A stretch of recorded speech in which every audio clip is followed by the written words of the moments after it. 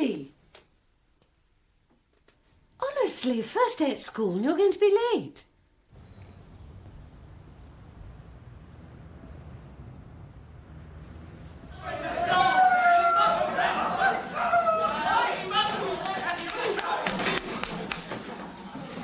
Right then, quieten down, please. I'm Miss Travis. I'll be taking you for English this year. Get out of this. Now, I warn you, I don't stand for any nonsense. Right. But if you play fair by me, I'll play fair by you. What are you supposed to be? I'm... Suzy! Honestly, first day at school and you're going to be late. I'm a teacher.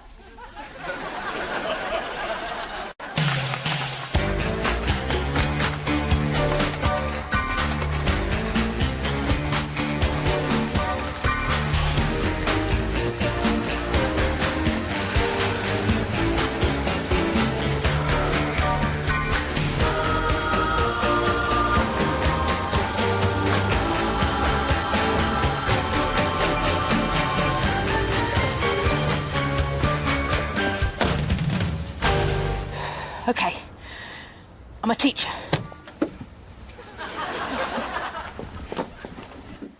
I'm a teacher. I'm a teacher. Mr. McGill, I noticed a couple of broken windows on the ground floor. Punish a pupil, will you? Which one? Well, I don't know. Just pick on any boy with an earring. You're a teacher, for God's sake. What do you want? Mr. Slatt from your class, sir, for talking. Well, did he give you any work? No, sir. No, of course he didn't. Which class? Religious education. Fine. Sit there and make a plasticine model of God. And you better get it right. Excuse me. Over there. I walk through that playground and I just hear so much bad language, so much swearing. Where do they get it from, Mr. Carpenter? Arseheads. Excuse me, hello? Mr. Slatt, Mrs. Thompson wants a word. Apparently the janitor's wife told her there's a 3-month-old dead rat in the pupil's water tank. We'll tell her we're very sorry and we'll pop in a fresh one immediately. Well, she'll be here. She wants to speak to you. But why couldn't she phone? What did she have to come in for? I don't know. Perhaps she's thirsty. Yes, thank you, Janet. Very amusing. Hello again. Yes, what? Yes. I'm sorry. Nay. Suzy Travis. Well, No. Susan, we generally recommend a somewhat longer skirt than you seem to be wearing at the current moment. What's wrong with it?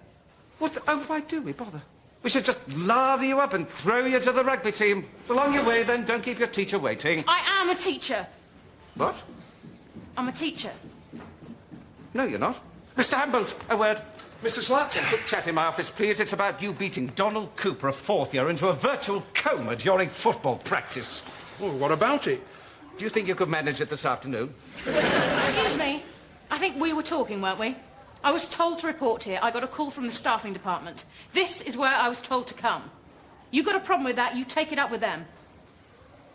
I'd watch that vein in your temple if I were you. I think it's trying to escape. I'll speak to you in a moment, Mr. Humboldt. We're not due any new teachers. We have the correct teacher allocation for our current school roll. Current school roll, Janet? 809 children. That's what I thought. 820 counting pregnancies. Yes, thank you again, Janet. Sorry, mistake, obviously. Staffing department's always getting this kind of thing confused. Bad luck. Wrong.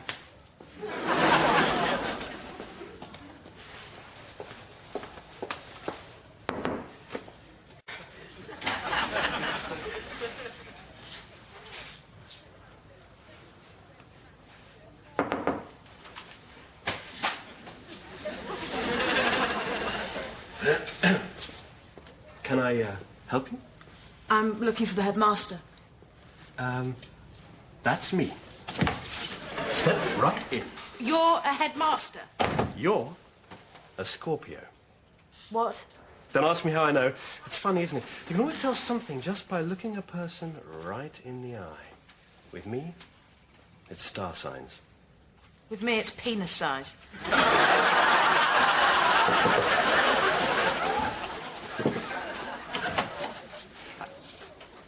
What are you doing here? Talking to him. He was here a moment ago. Well, he said he was the headmaster. I don't think he really was. That's what he told me. He's probably hiding under the desk. You know, our Mr. Gregson has some excellent literature on substance abuse. I don't know if you'd be interested at all. What? Mr. Slatt? Yes, what? Mr. Slatt, did you force Mr. Humphrey to take 2 extra classes yesterday after he told you he was feeling dizzy with pains in his arms? How many phantom illnesses can one incredibly fat hypochondriac have? Mr. Slatt, you make me sick. This is Janet, our school secretary, whose cunning illusion of humanity is maintained only by extensive shaving. Mr. Humphrey is sitting up there in his room. Look, I'll deal with Mr. Humphrey. You explain to this young lady that she doesn't work here and the headmaster is not hiding under his desk. Mr. Slatt! Please, could someone just listen to me for a minute?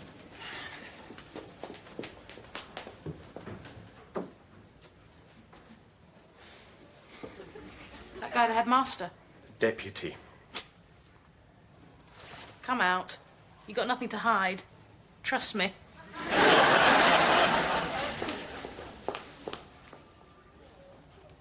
Spot on.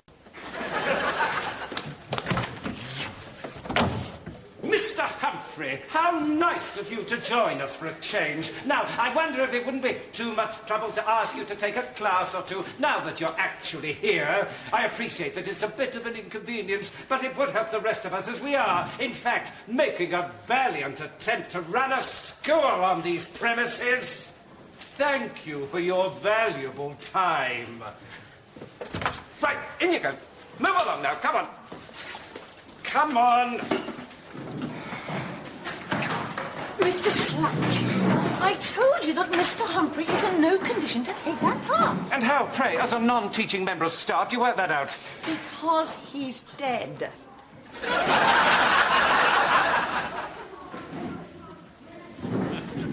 Right. I see. Excuse me one moment.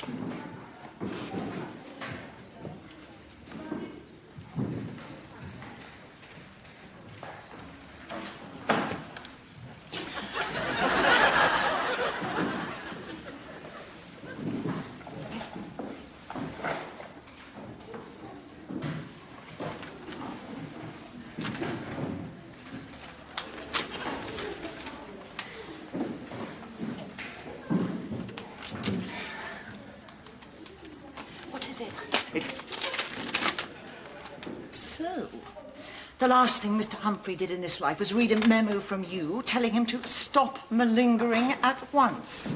Well, he certainly took you seriously. It was dated yesterday. He's been sitting there dead for a day. You think that's bad? He's had at least 2 classes. That's the most work he's done all year.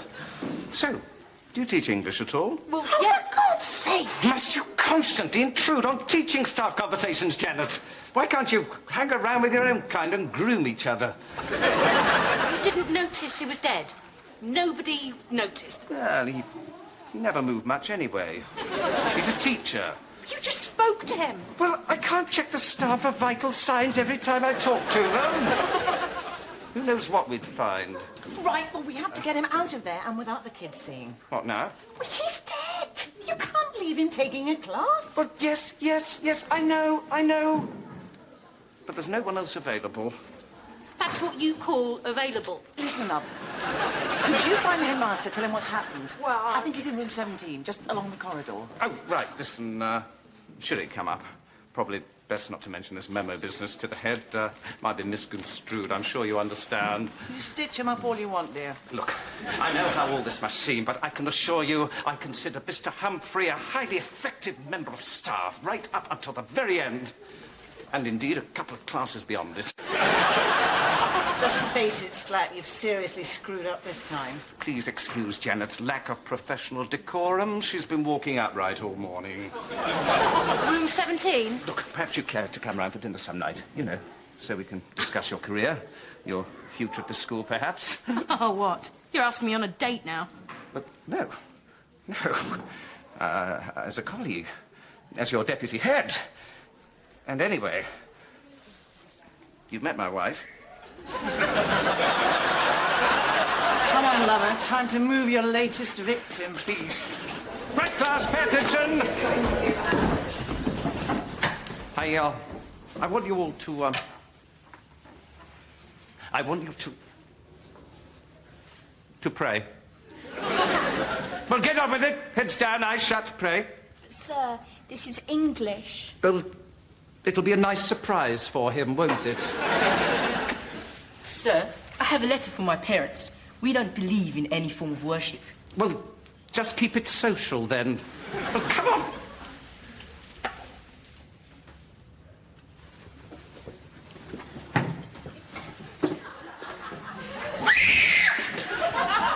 He's dead. Mr. Humphrey is dead. Right! Who prayed for that?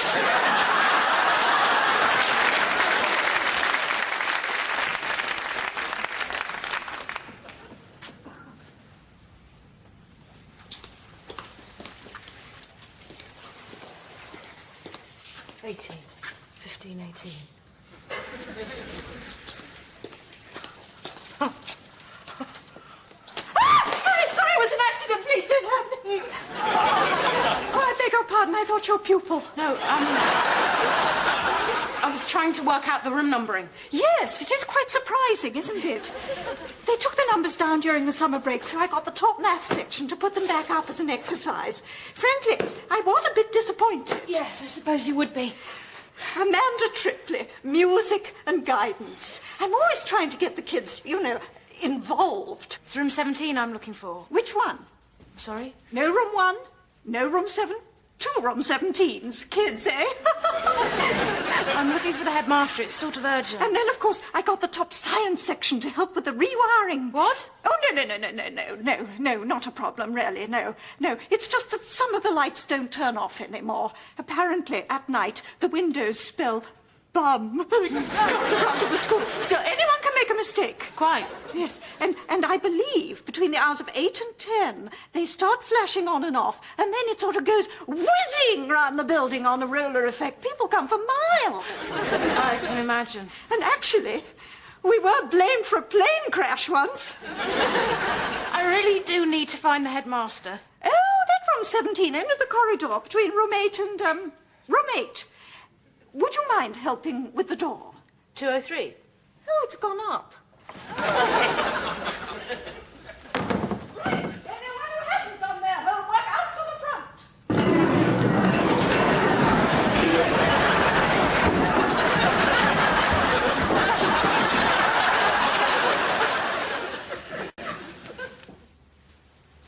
God sees all. Whatever we do, wherever we go, God is there with us, watching over us, guiding us, protecting us. Now, class, pay close attention. I expect you wonder why I'm talking to you from inside this cupboard. Am I right? Well, am I right? You're all very quiet today. Come along, I'm not just talking to myself here. Anyway, the point is this. To the early Christians, God was an unseen presence of unimaginable power, only known by his word. Rather like me in this cupboard. You, as my pupils, despite the fact that you can't see me, respect me and even fear me, for you know my word is law. I am in control. Excuse me. Who's that? Suzy Travis, new member of staff. Listen. I didn't know we were due a new teacher. I understand the vacancy was rather sudden. Well, class, you'll have to forgive me while I talk to Miss Travis for a few moments. Will you turn to page 35 in your books? Listen, about your class. Ugly-looking bunch, aren't they? Don't worry, they're all firmly under control, aren't you, class? They've gone. I'm sorry? Your class, they've gone.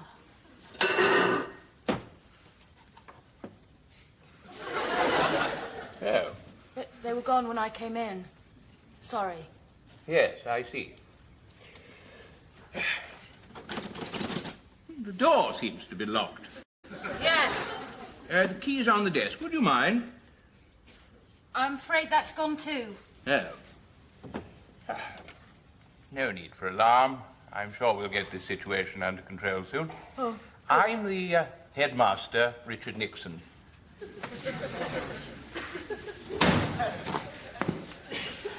Pleased to meet you, Mr. Nixon. May I wish you a very happy beginning to your teaching career at Galfast High School. Thank you. And I would like you to know that if you have any problem here of any kind whatsoever, my door is always open. Well, actually, there is a little bit of a problem at the moment, which you really ought to know about. I see. Well, perhaps you'd like to sit down. Sorry? Do sit down, Miss Travis. Right, yes. And I'll take a seat, too. Sorry about the cupboard. Now, I'm a little puzzled about you being a teacher. We haven't actually got a vacancy. Well, I'm afraid there's some rather bad news about Mr. Humphrey. Now, look, Mr. Humphrey is a personal friend of mine. I'm perfectly well aware that certain members of the staff want him replaced. Well, I do not. No, this isn't about that. I want it understood that I am sick of all this endless plotting. Look, This is Slatt's doing, isn't it? He's been trying to get rid of Humphrey for years. I'm afraid the situation is a little more final.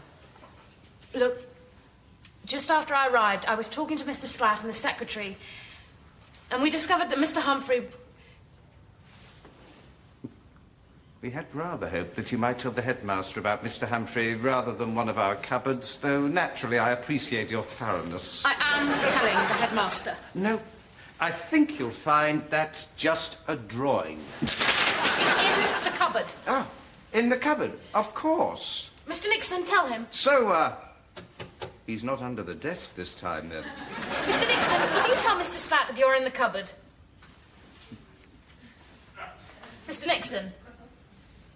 Mr. Nixon! Well, there we are, then.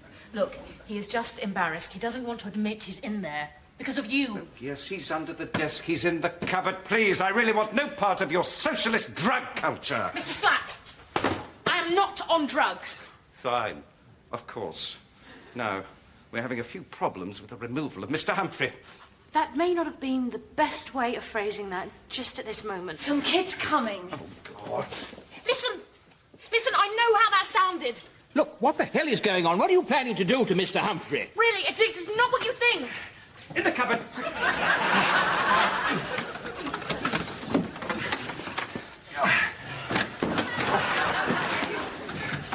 Right. School break in 5 minutes. Then we can move in without bumping into a screaming child on every corner.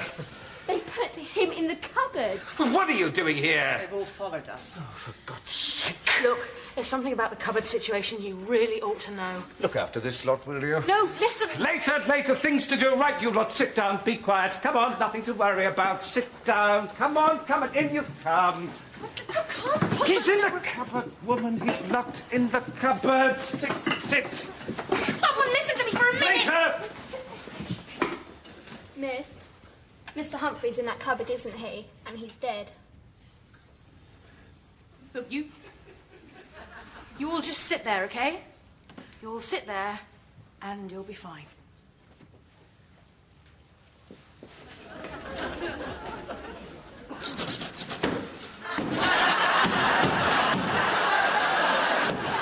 Let me out! Let me out, or someone is going to suffer for this. Damn it, there's a dead man in here! After the doctor, you find out what family we should be contacting. Sorry, Mrs. Thompson, he'll be with you in a moment. You're remembering about the rat in the water tank, aren't you? Later.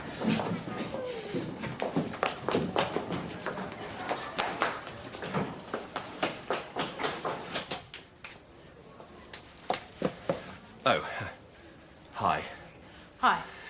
Sorry about, earlier. Pretending to be the headmaster. Stupid. Well, I'm guessing the size of your star sign. And not the size, I mean, Oh, God. You just lost 2 inches. I'm looking for the key to a cupboard in room 17. Any ideas? Bollocks! Which room 17? Fifth form are dreadful. They are disgusting, horrid, and very, very naughty. What happened? Listen. This is actually quite important. A lot of extremely insolent staring, fidgeting and chewing. But I've dealt with it, thank you. The rest of you can relax. Fifth form will be presenting no more problems. What did you do? I fired them. You fired your class? No, I fired all of fifth form. I was just so angry I went through the entire school and fired the lot of them. And I am expecting everybody's support on this. Mr. Slatt, Amanda's just fired the whole fifth form again. It's all right. They know what to do. We've given them an assembly point round the back. Right, everybody, listen for a moment. I just get no support from this staff whatsoever. Dickhead! Miss Travis, this is Mr. Carkdale. Obviously, you'll be seeing quite a lot of each other. Why? He's the head of English. Right, everyone. Spot of sad news. Where's she going? Oh, excuse me. I'm looking for someone. Well, maybe you should speak to the secretary. Problem, love? Oh, I'm looking for Mr. Humphrey. Ah. I'm his neighbour. He didn't come home last night, and I'm a little bit worried. He hasn't been keeping well. No, quite. Is he all right? Well, not absolutely, no. Maybe you should speak to Mr. Slatt. Mr. Slatt, it's for you. Look, I know you've been waiting all morning, but I really have more important things to deal with right now than the water supply. For goodness sake, one drowned rodent. I'm afraid I've got some rather bad news about dear old Mr. Humphrey. Mr. Nixon? Mr. Nixon, just let me try and explain how this happened. I'm afraid it's a bit complex. This all seems terribly real to you, doesn't it? Well, it's about to get real for you, too. Mr. Nixon? Mr. Nixon? Oh, dear. This isn't possible. But perhaps he turned into a kind of magic mist and escaped under the door. I see. He's flying now, is he? Tell you what, then. We'll put some breadcrumbs on the windowsill, and next time he's swooping by, maybe he'll pop down and nibble a few. Then we can grab him. Just for once, listen. Mr. Slatt? Oh, what now? Yes, what? Yes? Your secretary said I could talk to you. What now? I just don't know how this could have happened. Honestly, my dead rat in a tank. Just a minute. Just lying there all that time, dead. Yes, I know. A small oversight on the part of the cleaning staff. What? They're terribly sorry about the whole thing. Mr. Slatt, I want to know how he died. Well, he drowned. Drowned? Well, obviously. I mean, frankly, I'm rather surprised you're quite so interested. Does it matter? I mean, surely the main thing is he's no longer poisoning the pupils' water supply. I appreciate it was our fault. We should have noticed he was missing from the science department. Well, why was he in the science department? Well, I don't know precisely. I imagine they were doing kind of experiments on him. What kind of place is this? I'm sorry. Oh! Oh! Oh!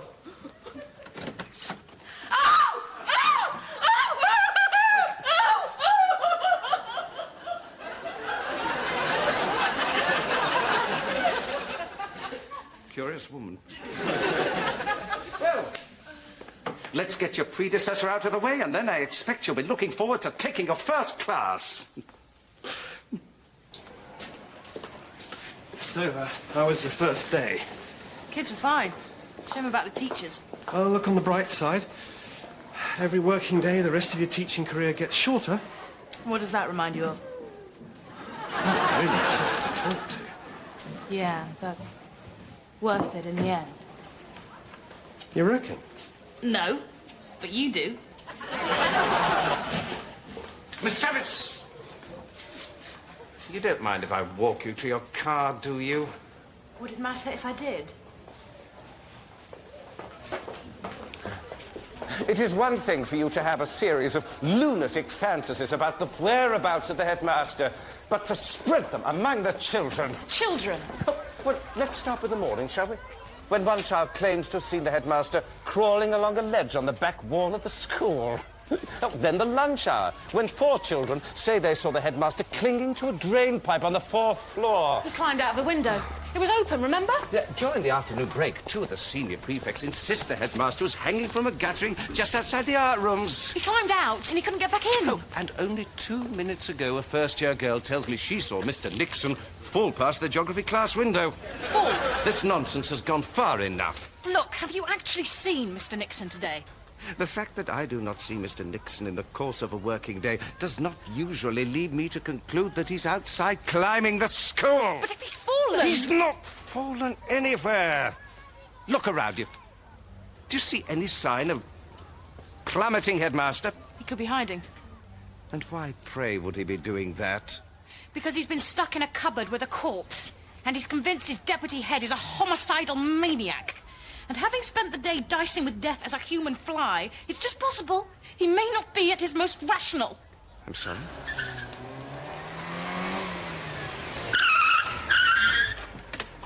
That's him. That's who I was talking to. These are some friends of Mr. Humphrey's. Look, we had a bit of a misunderstanding earlier on. We were talking at cross purposes. But I assure you, I can explain absolutely everything. Please, don't kill me. Well, go on, then. Right then, settle down, be quiet. As some of you may know, Mr. Humphrey of the English department has died, which is, of course, terribly sad. I'm confident, however, that our school will struggle on past this tragic incident as if absolutely nothing had happened of any consequence whatsoever and forget about the whole thing. I know that Galfast High will carry on down the fast track to academic excellence exactly as it did before and exactly as Mr. Humphrey would have wanted. Perhaps we might even go that little bit faster with one less on board.